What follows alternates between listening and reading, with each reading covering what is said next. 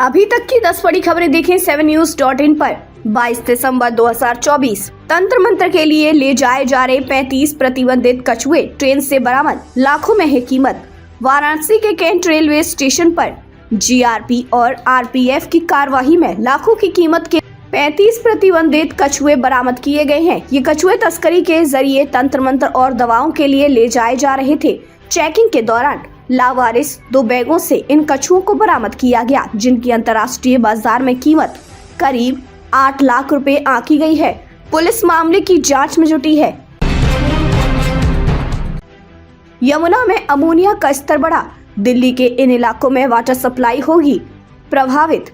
Wazirabad water treatment plant से इन क्षेत्रों के लिए पानी सप्लाई होता है, लेकिन ट्रीटमेंट प्रभावित होने की वजह से इन क्षेत्रों के निवासियों को संभावित व्यवधानों के लिए तैयार रहना होगा। हालांकि अधिकारी इस स्थिति को सुधारने की दिशा में काम कर रहे हैं। इसके अतिरिक्त कंटोनमेंट और दक्षिण दिल्ली के कुछ हिस्सों के साथ साथ WTP के नियंत्रण वाले अन्य क्षेत्रों में भी पानी का दबाव कम होगा। हरियाणा के पूर्व सीएम OP चौटाला को दिग्गज नेताओं ने दी श्रद्धांजलि। देखिए, हरियाणा के पूर्व मुख्यमंत्री और इंडियन नेशनल लोकदल के प्रमुख ओम प्रकाश चौटाला का शुक्रवार को दिल का दौरा पड़ने से निधन हो गया। इस दुखद घटना पर कई बड़े नेता श्रद्धांजलि देने पहुंचे, जिन्होंने उनके राजनीतिक करियर और योगदान को याद करते हुए उन्हें श्रद्धांजलि अर्पित की।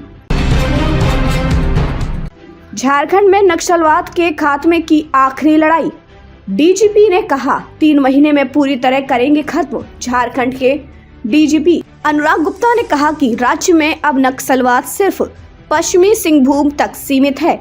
3 महीने में से पूरी तरह खत्म करने की रणनीति तैयार की जा रही है। कश्मीर में चिल्लाई करा के आते ही तापमान गिरा, कश्मीर घाटी में सर्दी अपने चरम पर है। चिल्लाई कला की शुरुआत से पहले ही तापमान 0 से नीचे गिर गया।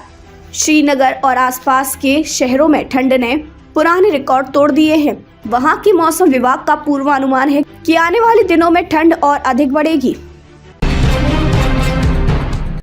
बिहार चुनाव से पहले माई बहन योजना पर सियासी विवाद। बिहार में आगामी चुनाव से पहले तेजस्वी यादव की तरफ से घोषित माई बहन योजना पर विवाद खड़ा हो गया है। बिहार सरकार के मंत्री सुमित सिंह ने योजना पर तीखी टिप्पणी की। उन्होंने पूछा कि जब तेजस्वी उप मुख्यमंत्री थे तब ये योजना क्यों नहीं लाई गई।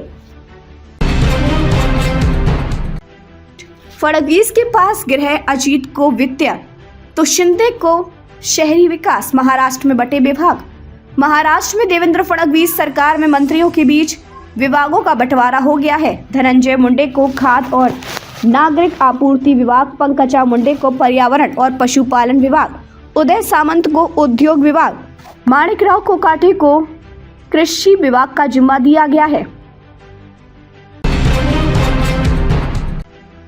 पिथौरागढ़ के धारचूला में लैंडस्लाइड, फंसी दर्जनों गाड़ियां। उत्तराखंड के पिथौरागढ़ में नेशनल हाईवे पर अचानक हुए भीषण लैंडस्लाइड की तस्वीरें सामने आई हैं। सर्दियों के मौसम में हुए इस हादसे में पहाड़ का बड़ा हिस्सा गहरी खाई में गिर गया। आमतौर पर बरसात के मौसम में होने वाली लैंडस्लाइड की यह घटना सर्दियों में होने से चिंता बढ़ गई है। अहमदाबाद में कैसे खड़ा हुआ भ्रष्टाचार का नया पुल।